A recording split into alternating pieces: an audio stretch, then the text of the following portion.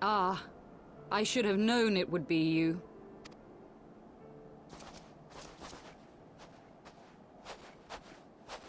Word reached me of a struggle with a small but well-armed band of trespassers. Forgive my comrades their hostility. Few come here uninvited, and fewer still with good intent. Now, tell me why you are here.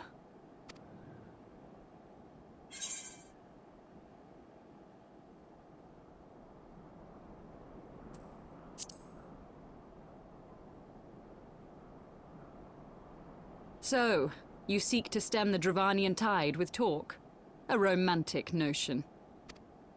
If you but knew the truth, the spark which lit the flames of this animosity, you would understand the futility of your quest. Shall I relate it to you? The sordid history my gift has shown me, that which the Holy See has taken such pains to suppress.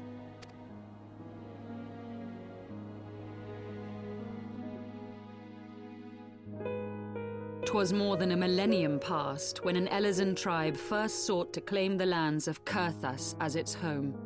Unfortunately for them, Kurthas was already home to dragonkind, and they were not inclined to make way for the invaders. Thus did a bloody war begin.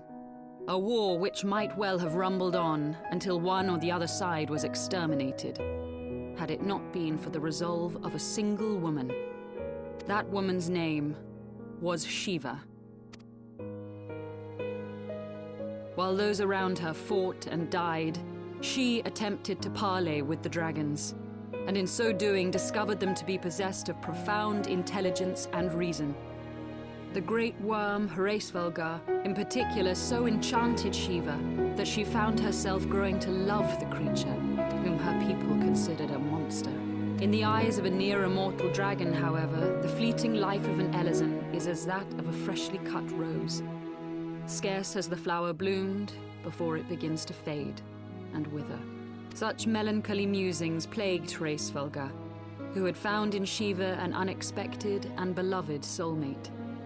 He knew that all too soon, death would snatch her away from him. Unable to bear the thought of their separation, the maid bid the worm consume her, that their spirits might be entwined for eternity. Though loath to perform the deed, Hraesvelgr ultimately gave in to her plea, and soon thereafter the tale of their ill-fated love spread throughout the two warring factions. No more could they raise blade or claw against one another, knowing that the souls of their kin were so inextricably bound. In the days that followed, man and dragon learned to live in harmony, and together built a nation unlike any the world had ever known. For 200 years did this blissful age of peace continue, as it would to this day, had vilest envy not stirred in the hearts of the Elezen.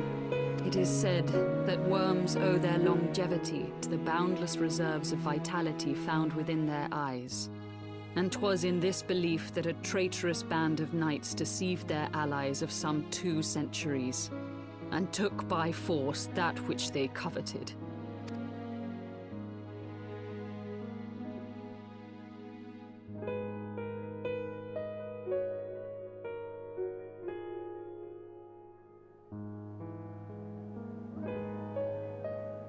Nidhogg, he who now stands poised to unleash his wormlings upon Ishgard, was the great dragon who lost an eye to Elezen treachery.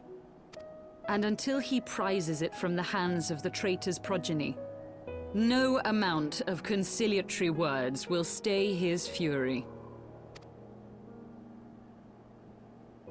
You are wrong, Lady Iceheart. Lest you misunderstand, I do not doubt your vision of the past.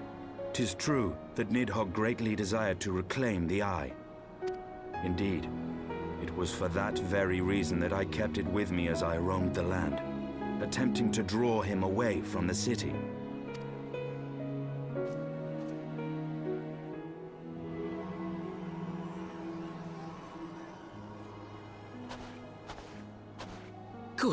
gods. Until recently, Nidhogg seemed unable to resist its allure and pursued me relentlessly. Needless to say, that is no longer the case. Now, it would seem, he has fixed his attention on Ishgard itself, though he knows full well the eye does not reside there.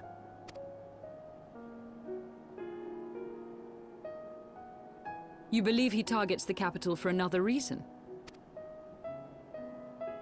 I believe reason has all but left him.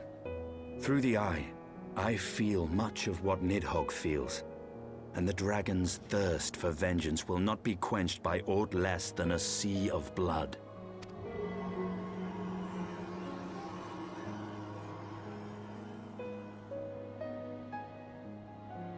If Nidhogg is indeed lost to reason, might we not seek an audience with Hraesvelgr instead?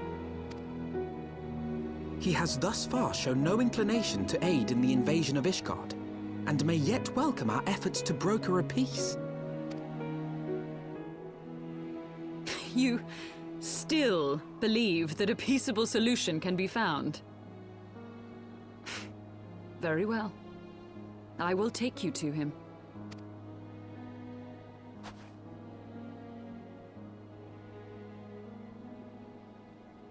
Our road will lead us to Dravania, the homeland of dragonkind. There we shall ascend unto the clouds, where Hraesvelgr resides.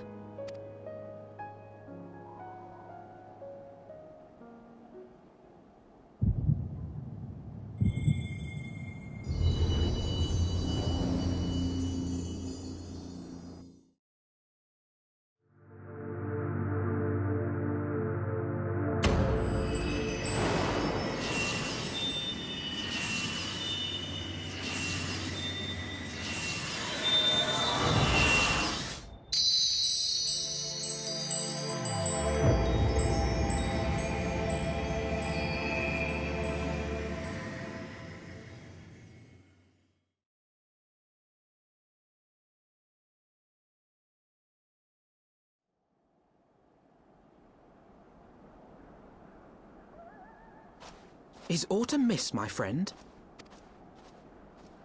I sense the many battles are beginning to take their toll. Rest a while, and should you lose sight of us, Dravania lies beyond the mountains to the west.